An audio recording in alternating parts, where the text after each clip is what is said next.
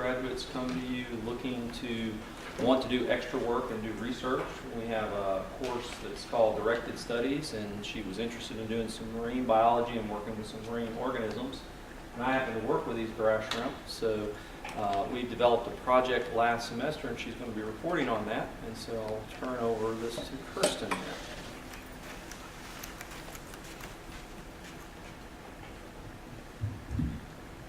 Like Dr. Rayburn said, I worked with the grass shrimp with him, and I studied the temporal changes in grass shrimp and ovary condition maintained in the laboratory. First of all, what are grass shrimp? Well, they're a species found in salt marshes, specifically in Swartina grass beds, and they're found along the eastern coast, along the Gulf of Mexico. And there's 3 different species that I worked with specifically this semester, which were Palamontes pugio, Palamontes intermedius, and Palamontes vulgaris. And I'm not sure why it's cutting off, but that was down there. And right here is a picture of someone in the field actually collecting the grass shrimp. So the ecological importance of grass shrimp are that they are prey species for many fish and birds, and they contribute to the transfer of energy. And they're also hosts for many parasites, and they're important detritivores in the salt marshes. They break down a lot of organic compounds, and like the dead seagrass that they live in, or flora, and so they contribute to nutrient cycling. The importance in the laboratory are a very important thing is their transparent yellowish brown bodies. They're also known as ghost shrimp in the aquarium trade. It's very helpful because especially if you're trying to do any kind of research with looking at their internal conditions, you can put them under a dissecting microscope and be able to see that without having to actually dissect the grass shrimp. They also have high reproduction rates and high survival rates on their controls, and they're fairly easy to maintain in the laboratory. So some of the objectives for my presentation were to monitor, observe, and raise the population maintained under specific conditions, which were growth, health, and reproduction. And there's just a picture of a grass shrimp. For the collection of our grass shrimp, we got them from Dolphin Island Sea Lab, which is located in the Gulf of Mexico, a few miles below Mobile Bay.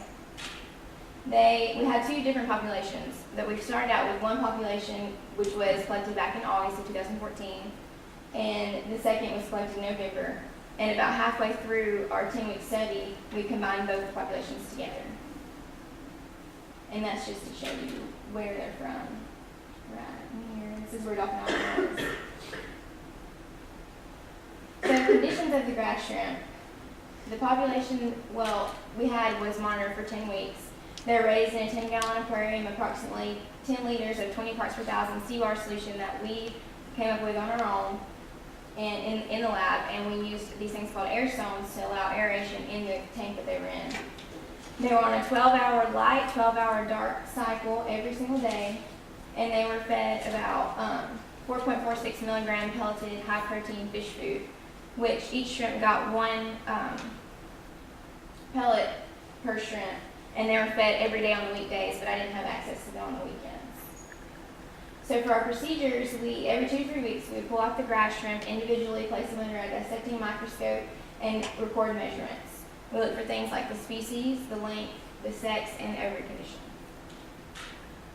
In identifying the species, we had to look at 2 individual things. And I'm sorry, I guess the picture's distorted on here, but we had to look at 2 different things, which were the rostrum.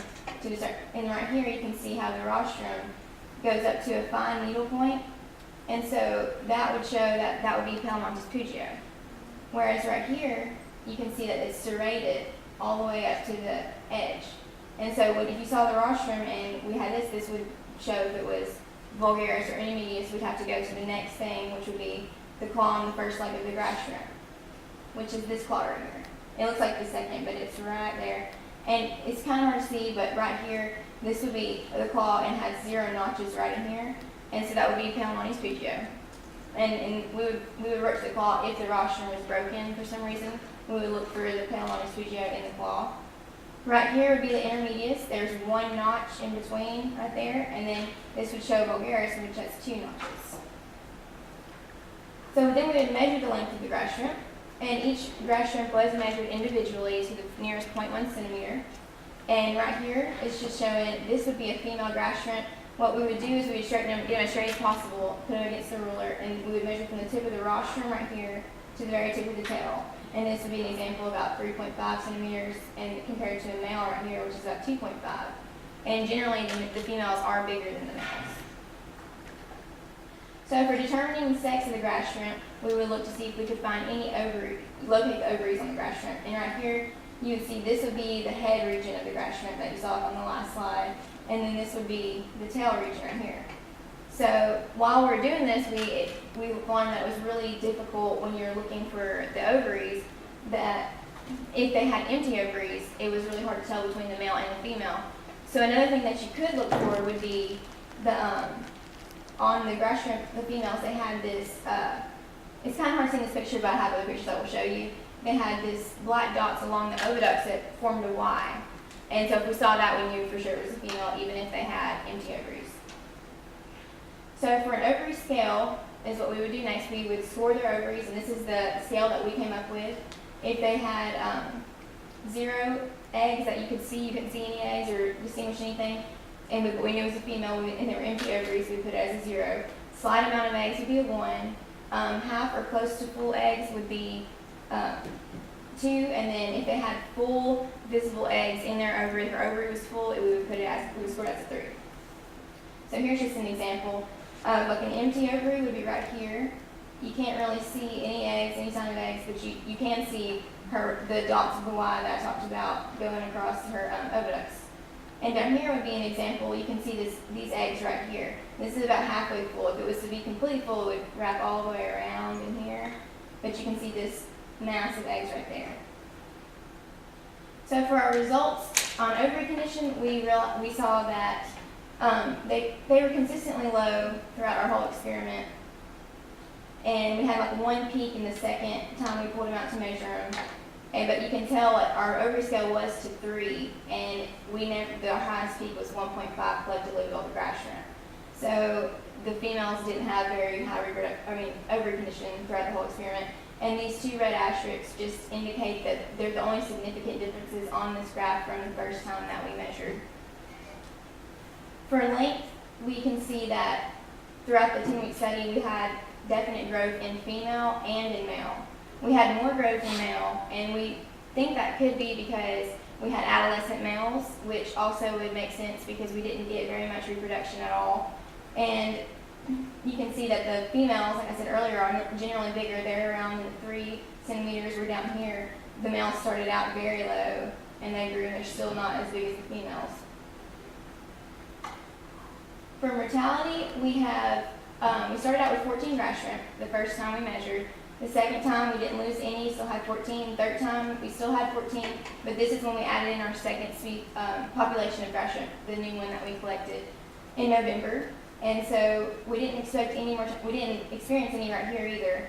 But right at the last time we pulled them out, we did have mortality rates occur. And so in our final results for our species, first original group, we had 12 Pugio, 1 intermedius, 1 vulgaris. Then in the new population, we had 10 Pugio, 2 intermedius, and 1 vulgaris. And then combined, we had 17, 2, and 2. And they don't add up because we did experience mortality. So for my conclusions, I wanted to talk about, because in the beginning I did say that grass shrimp are known for high reproduction rates.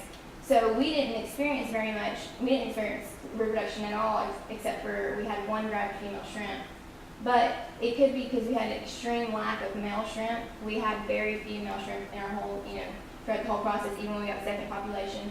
And then the males that we did obtain could have been very young, which, that would show through our growth. But overall, the test showed that our grass shrimp can be kept in a laboratory setting, and that, in addition to just measuring the shrimp of them, the health of them in the laboratory, you can also use this to compare of different populations of the grass shrimp in the field. So other research that we did while we were, it was kind of simultaneous, but this didn't really go along. It's just we had 1 gravid female shrimp whenever we got the new population in, and gravid just means she had eggs. And so we removed the eggs and we raised them until hatch time, which was really cool. I got to observe all their stages and everything. And usually they hatch around 11 to 13 days after oviposition. And so these are pictures I got to take, and it's not all the stages or anything like that, but you know, it allowed me to observe how the eggs develop and what they should look like, which is very beneficial to me because future research, I would like to test the effects of the surface oil collected from the Deepwater Horizon oil spill, also known as the BP oil spill, on the Peliman's Peugeot embryos. And those are just my acknowledgements for whoever helped me and assisted me this while I was in it last semester. And that will conclude my presentation.